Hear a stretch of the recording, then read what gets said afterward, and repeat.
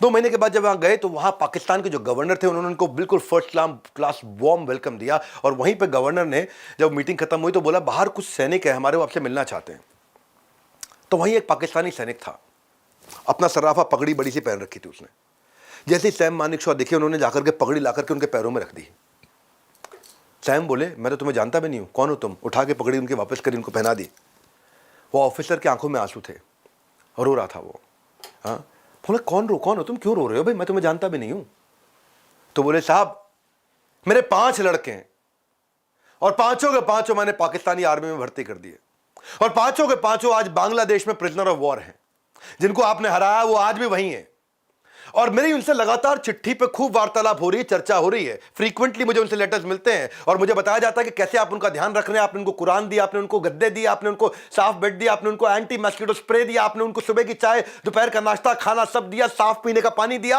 आपके सैनिक सड़क पर सोते हैं, हमारे सैनिक बिस्तरे पे आराम से कमरे के अंदर पक्के मकानों में सो रहे हैं। तो ये उनकी तरफ देखने लगे, बोले हमारी गलती थी कि हमने सोच लिया कि हम आपको हरा देंगे। जिस देश के आर्मी का लीडर सैम मानेकशॉ जैसा हो, आपके जैसा हो, उसे तो उस देश को तो जीतना ही था।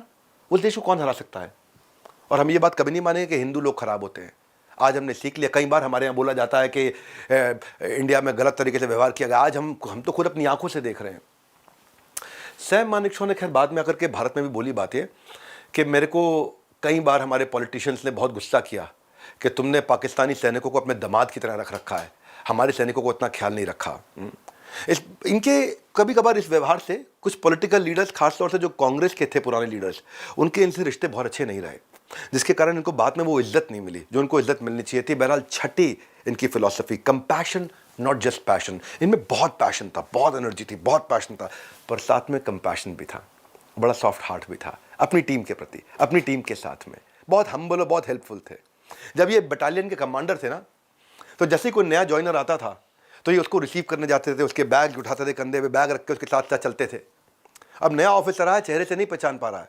उन दिनों इतना कोई सोशल मीडिया थोड़ी होता था कि फोटो वायरल हो रही है और देख पहचान रहे हैं वहाँ पे, है जी। आजकल तो किसी की भी फोटो वायरल हो जाती है, वीडियो वायरल हो जाते हैं। तो एक नया ऑफिसर आया, ये उनके बैग लेकर के उनके साथ साथ चल रहे, खूब गपिया रहे, बात कर रहे हैं उनसे, बढ़िया से आ रहे हैं उनके साथ में। बैग ले जाकर उन्होंने कमरे में रखा उनको बताया साहब ये आपका बेड है, साहब यहाँ पानी है, यहाँ नाश्ते की सुविधा, यहाँ खाने की सुविधा, उनका पूरा डिटेल बताया, पूरा इंफॉर्मेशन दिया। तो वो बड़ा खुश हुआ कि यार यहाँ तो कितना अच्छे जवान है, हेल्प करते हैं। उसने से पूछ लिया कि ऑफिसर आप यहाँ क्या करते हैं? तो सैम ने उनकी आंखों में देखा और बोले मैं नए ऑफिसर जो आते हैं उनकी मदद करता हूँ, उनकी सेवा करता हूँ स्पेयर टाइम में, खाली टाइम में, अदरवाइज मैं इस बटालियन को कमांड करता हूँ। तो वो ऑफिसर एकदम स्पीचलेस हो गया और एकदम उसने बड़ी हेजिटेशन के साथ पूछा आर यू सैम मानेकशॉ? तो ये मुस्कुराए और बड़ा पोलाइटली बोले यस। इनका सेंस ऑफ ह्यूमर कमाल का था, अनुशासन बेमिसाल था। सामने वाला एकदम स्पीचलेस हो गया।